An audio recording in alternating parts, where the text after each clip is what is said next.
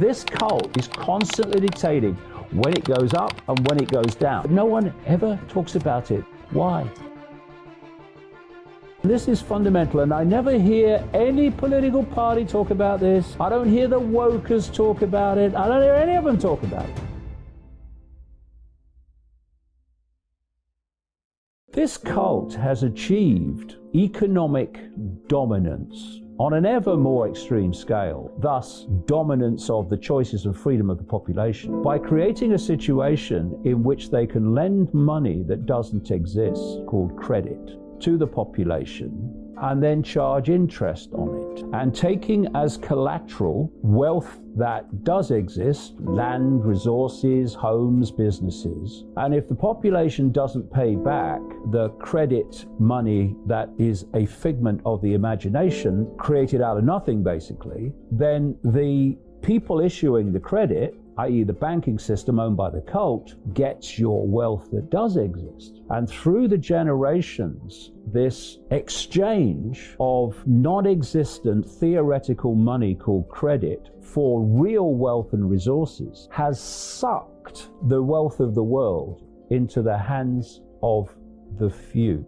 And through that dominance of financial control, they dictate the choices, or lack of them, of the population. And they dictate the choices of black people, white people, Asian people, all different kinds of people and sexualities. Why are governments borrowing money from private banking systems and the population paying interest upon that borrowing? Why aren't the governments issuing their own currency interest-free and lending it to the population interest-free to go about their commerce and go about their lives, creating opportunities and choices that they wouldn't otherwise have? Why are we allowing a privately owned, in the end by a tiny few people, banking system to issue non-existent credit money and then be able to take the wealth of the people if they don't pay it back? And there's another thing on this. The same people that lend the money,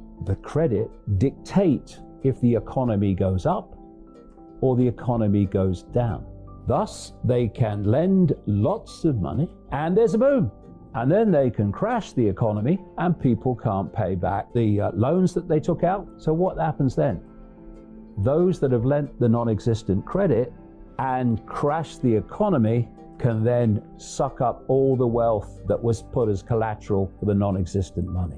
Now, what we're going to see in relation to what I've just said is a frenzy of repossession of properties. A frenzy as the cult, which owns the banking system, sucks up more of the wealth and resources of the world because of a pandemic hoax that crashed the world economy, which the ones that control the banking system were behind. Because the same people, the same cult that's behind the banking system, if people want to focus on how we get our freedom back, then private banks lending money at interest, non-existent money called credit, has to end, or at least it has to be an add-on. We need a system, not a communistic system, but a system where governments are able to issue the currency interest-free. Because you say to people, how is money created? And they say, oh, the government does it. Well, almost entirely it doesn't. Money comes into circulation by private banks lending credit. And when they lend lots of credit, then there's the opportunity for lots of economic activity. And when they squeeze the credit, what did they say in 2008? A credit crunch. When they squeeze the credit, they're taking out of circulation units of exchange, and economic activity cannot take place. And so we go into a recession.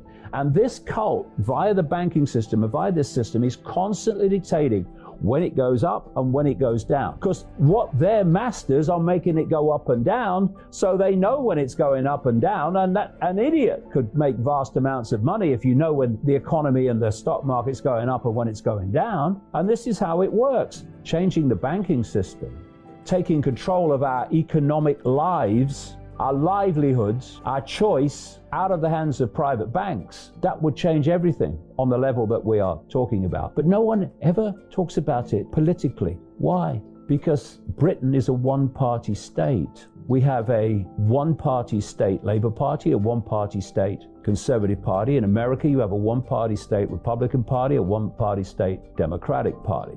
And these one-party groupings, all these major political parties, are ultimately controlled by the same network that controls the banking system. And because of that, the politicians controlled by those people are not going to challenge the banking system controlled by those same people. What this whole Marxism tyranny wants to sell is that everyone should be equal. But what does that mean? Everyone should be equal. I would like to play in goal for Manchester United. I'm 68 and I have an arthritic hand. Ain't gonna happen. So what I'm gonna do is something that I can do. And I'm not going to complain that I'm limited, and I'm not going to say that I'm disabled and that it's the system that means I can't play for Manchester United. I look at the situation I'm in and I achieve or seek to achieve on the basis of who I am. I'm a unique individual, so I will achieve in a unique way. This idea that everyone must be the same, it's a race to the bottom. What we need is equality of opportunity so that someone's race or background is not a block on their ability to achieve what they want to achieve, as long as they have the ability to do it. We all have different abilities and different gifts. But what we don't want, surely, is equality of outcome, because that's a race to the bottom. Give people opportunity, and then what they do with that opportunity is entirely up to them. They might say, no, I don't want to take that opportunity. I want to go walking in India. All right, fine, well, enjoy. But just because you go walking in India and this person achieves something with their opportunity doesn't mean that they're privileged. It means they just took the opportunity and direction of life that was different to yours.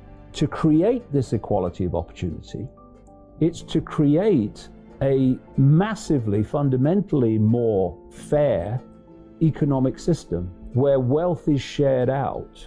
Doesn't mean everyone gets the same, because you take motivation and incentive out of life, it's a race to the bottom, because well, no matter what I do, it's still the same. So incentives are a very important thing. But what has happened in the system that we have is that it's been completely hijacked financially by a tiny few people. And I said earlier that freedom is actually choice.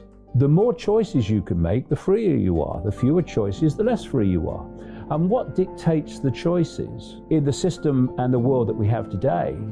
It's money, overwhelmingly. Not always, far from always, but it is central, money. So if you're the cult and you want to take people's freedom away, then you take their access to money away, because you're taking their access to choice away. It's the private banking system issuing non-existent theoretical money called credit. That's the whole basis of it. And if I demanded that someone take from me money that doesn't exist, or I tried to give people money that didn't exist, telling them it was real, I'd get frickin' arrested. But banks can make loans of credit, which has never, does not, and will never exist except in theory. And they don't get arrested. They become the 1%. And that's how they've done it. The number of people that are driving this is tiny. I mean, it's ridiculous.